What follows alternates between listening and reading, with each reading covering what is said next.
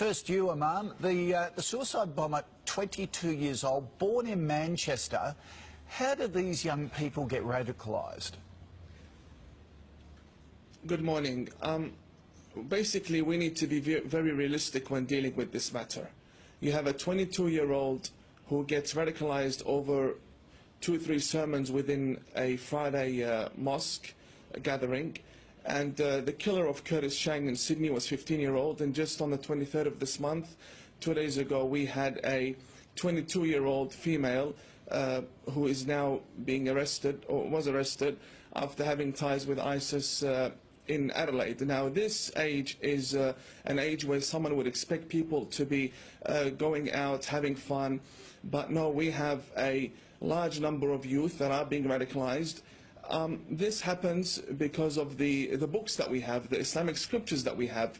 They push the Muslim youth to believe that if you go out there and you kill the infidel, that's how you will gain paradise. But they're listening to preachers, if you like, sermons, 2 or 3 sermons, by clerics like yourself, radical clerics.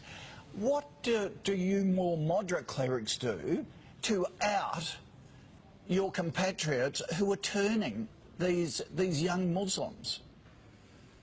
Well, it is very hard being a peaceful, moderate person within a society that is infested by extremist Muslims. I will not deny this fact. We have a large number of Muslims that are extremists, even in Australia, and we see them when they come out in the Sydney riots, and we see them attacking the police. So we're being infested by radical clerics here in Australia?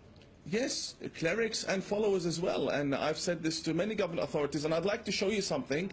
I bought this 2 days ago from a shop within Melbourne. This is Al-Qaeda's flag. These are stickers that are being sold for a few dollars. They have them on their windscreens, they have them everywhere. Now, I know that these things can be obtained from anywhere, even online or even on the internet. But when you have stores openly selling these items with full audacity and creating this jihadi atmosphere for the youth to put on their cars, fully modified cars now, instead of having stickers. So you're saying, do you believe our authorities should have more powers to get rid of these radical clerics and paraphernalia like that? I think we've got to get tougher. I think our authorities have misunderstood the situation. They have good relationships with the Muslim community, but having good relationships with the Muslim community does not necessarily mean you have control over them and that you can prevent a lone wolf attack. Yep. Jamal, you've constantly condemned many acts of terror. Do Muslim leaders have to be more vocal? The Prime Minister and the Foreign Minister yesterday were surprised that Muslim leaders were silent yesterday on this whole issue. Do you have to be more aggressive, or do you live in fear? Look, we don't live in fear. We live in a very peaceful country. I don't know where the Imam got his information from. First of all, these scriptures existed for hundreds of years. They didn't incite for violence or terror act. It is an ideology of the so-called Islamic State and Daesh, and they are actually targeting the vulnerable young people, impressionable people. But we are Australian. Our Prime Minister has expressed the feeling of the nation, and that includes Australian Muslims. Our Grand Mufti only yesterday, our Grand Mufti have condemned this act. We have shouted from the rooftops our condemnation of these acts.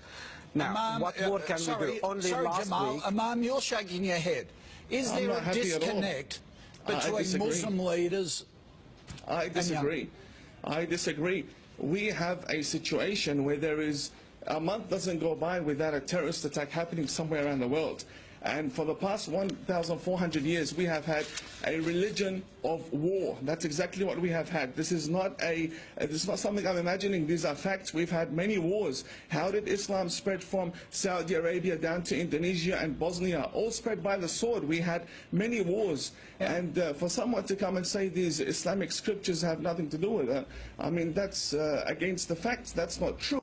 The Islamic scriptures is exactly what is pushing these people to behead the infidel. Let me tell you something. The people that are beheading, that the person that killed the young girls in Manchester did so believing he was going to dine with the Prophet Muhammad that very night. And that is because the Islamic scriptures... That's not true. There is nothing... There is nothing in Islam that will justify... Do not lie to the Australian nation.